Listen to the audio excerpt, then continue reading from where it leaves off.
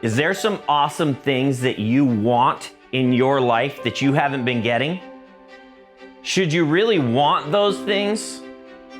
Well, it's okay to wonder that, because we're going to talk about that today in the Family Chat with Matt. So let's get started.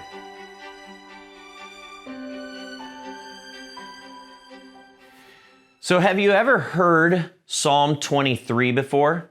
It was written by King David when he was on the run from his son Absalom. Absalom wanted to kill him and take over as king. And David writes in Psalm 23, "The Lord is my shepherd, I shall not want. He makes me lie down in green pastures. He leads me beside still waters. He restores my soul. He leads me in paths of righteousness for his name's sake. Even though I walk through the valley of the shadow of death, I will fear no evil, for you are with me. Your rod and your staff, they comfort me. You prepare a table before me in the presence of my enemies. You anoint my head with oil. My cup overflows. Surely goodness and mercy shall follow me all the days of my life, and I shall dwell in the house of the Lord forever." Now, I'm sure a lot of you have actually heard Psalm 23, or you've read it, or actually majority of you have probably seen it somewhere. It's printed on paintings and pictures and drawings, and people read it at church services, and they read it at funerals, and it's this passage that really just is supposed to support us and make us feel good. But the problem is that we've heard it so many times that so many of us actually just zone out when we hear it anymore. It's kind of like, I've heard all about those sheep, and God's my shepherd. Yep, I know that. And I'm going to go off in green pastures. I'm going to go by a river. And then there's that whole valley of the shadow of death part. That's still kind of cool, and people kind of still like that part. But everything else, the rod and the staff, I don't need any of that. It doesn't really make any difference in my life. Well, it's kind of unfortunate that we zone out over this, because David's got so much good stuff to say in this passage right here. And it starts right in the beginning. He says, "The Lord is my shepherd, I shall not want." Now, does this mean that we can't want things?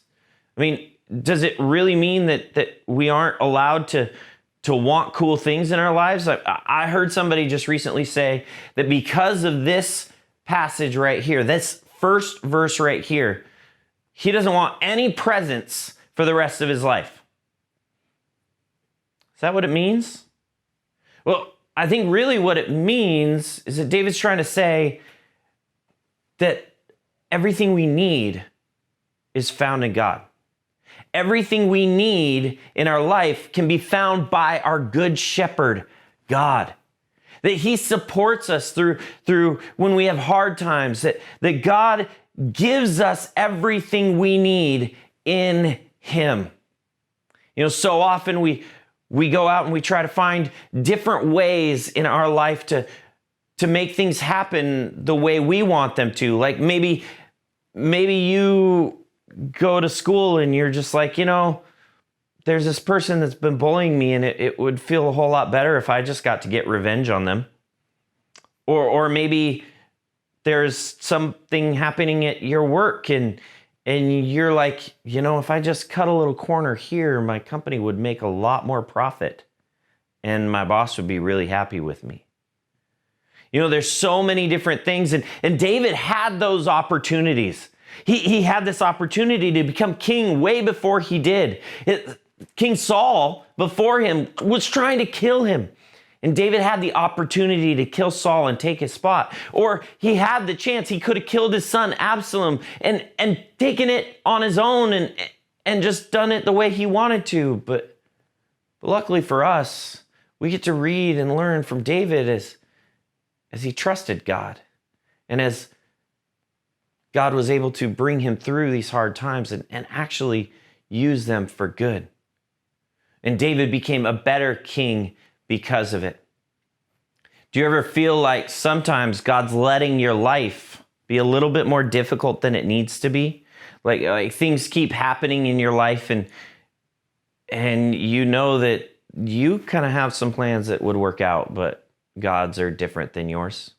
Well, John 10:10, Jesus is talking and he says, "The thief comes only to steal and kill and destroy. I came that they may have life and have it abundantly. I am the good shepherd. The good shepherd lays down his life for his sheep." That thief is Satan. And he wants to give you all these temptations in the world to go your own way, to make your own plans, and to handle situations the way you want to handle them. But the cool thing is that Jesus gave his life for us so that we could have an awesome life in him. And things might be hard, things might be difficult, but God knows what's on the other side. God knows those awesome things that he has for you, the joy that awaits you on the other side of the difficulties, and he knows why you're going through them right now. David had chances to go his own way, but he trusted God, and God brought him out on the other side. I want to encourage you today. I want to encourage you that when you face those challenges, when you face those hard things in life, to remember that you have everything you need in God and you can trust him. Remember, God is our good shepherd. Follow him and you will have life abundant.